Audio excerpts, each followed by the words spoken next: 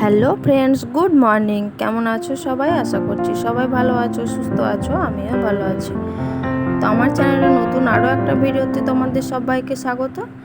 তো সকাল সকাল দেখো বৃষ্টি শুরু হয়ে গিয়েছে। কালকে তোমাদেরকে বলেছিলাম না বাপের বাড়িতে যাব।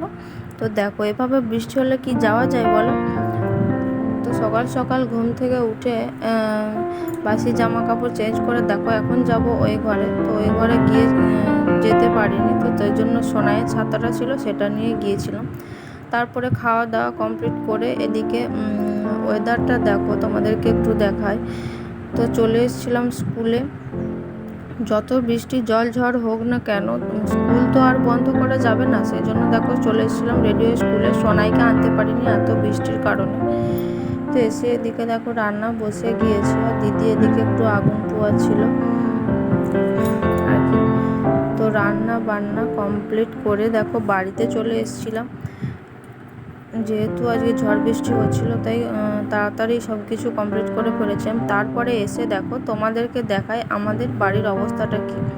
এই বৃষ্টির কারণে আমাদের মানুষগুলোর যা হোক না কেন, কিন্তু এই ছাগল গরু এদের অবস্থা খারাপ হয়ে যাচ্ছে।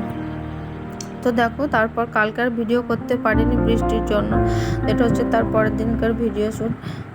দেখো বাপের বাড়ি যাবো বলে রেডি হয়ে গিয়েছি। সকাল সকাল স্নান ধান কমপ্লিট করে অর্ধেকটা রেডি হয়ে আছি আর কি। দাদা আসবে নিতে, কারণ বড়বাবু বাড়িতে এসছে, যাবে না বলছে। তো সেই জন্য দাদাকে ফোন করেছিলাম যে যদি একবার নিতে হয়, যেহেতু অনেকটা পথ আর আজকের দিনেও কোনো বাস বলো ট্রেকার বলো সব কিছুই বন্ধ, তাই যেতে পারবো না। তো সেই জন্যই ফোন করেছিলাম। তো এখন দেখো আমি রেডি হয়ে গিয়েছি, এই হলো আমার ফাইনাল লুক। যেহেতু অনেকটা পথ যেতে হবে, তবুই সিল্কের শাড়িটা পরতে মন চায়নি একদম। বাচ্চা নিয়ে ব্যাগ নিয়ে সিল্কের শাড়ি পরে যাওয়াটা, মা বলছিল জামা পরে যেতে, কিন্তু দেখলাম যে পুজো ব্যাপার আর কি। তো সবাই একটু সাজুগুজু করে শাড়ি পরে আসবে, তাই আমিও পরে নিলাম। তো তারপরে রাস্তায় আর ভিডিও করতে পারিনি, যেহেতু বাচ্চা নিয়ে ব্যাগ নিয়ে বাইকে চেপে। তো তারপরে মাঝ রাস্তায় দেখো একবার দাঁড়িয়েছিলাম, এদিকে বৃষ্টিতে দেখো পুরো মাঠ ভেসে গেছে। তো দাঁড়িয়েছিলাম, ভাবলাম একটু ভিডিও করি। বাড়ির কাছাকাছি চলে এসেছিলাম। তো দেখো অবশেষে বাড়িতে এসে পৌঁছেছি। তো এটা হলো আমাদের বাড়ি, মানে আমার বাপের বাড়ি। তো আসার পরেই দেখো মা এদিকে খেতে দিয়ে দিয়েছিল, যেহেতু আমি খাইনি, সোনাইয়ের জন্য উপোস করেছিলাম। এসে আমি পুজোটা দিয়ে খেতে বসে পড়েছি।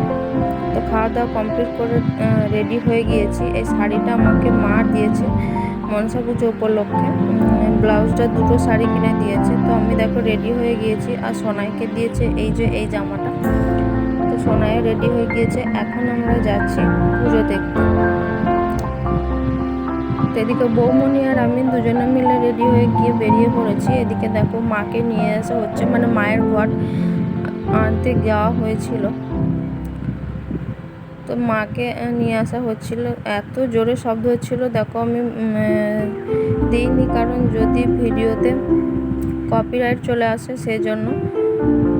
তো মা দেখো চলে এসেছে আমাদের পুরো মন্দিরের কাছে। মাকে এখন মানে ধূপ ধুনোর গন্ধে নাচানো হচ্ছে।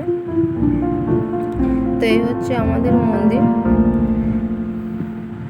তো ফাইনালি মা মন্দিরের মধ্যে প্রবেশ করেছে। এদিকে দেখো আমার জেঠু ধুনো চিলিয়ে নাচছে। মানে বছরে একবার পুজো না যদি যেতে পাই তো কেমন একটা মন খারাপ লাগে বলো। যেহেতু বাপের বাড়িতে, আর আমি যেহেতু একা, আমার আর কোনো দিদি নেই, তো সেই জন্য আমি যদি না যাই মায়েরও মন খারাপ হয়ে যায় আর কি। তো আমি যেতে পারিনি বলে বৃষ্টির কারণে মা তো অলরেডি কান্নাকাটি শুরু করে দিয়েছিল। তারপরে পুজোর দিনকে আমি দুপুরবেলা গিয়েছিলাম। তো এখানে দেখো মা আসার পরে তারপরে সবার একটু নাচানাচি করছিল।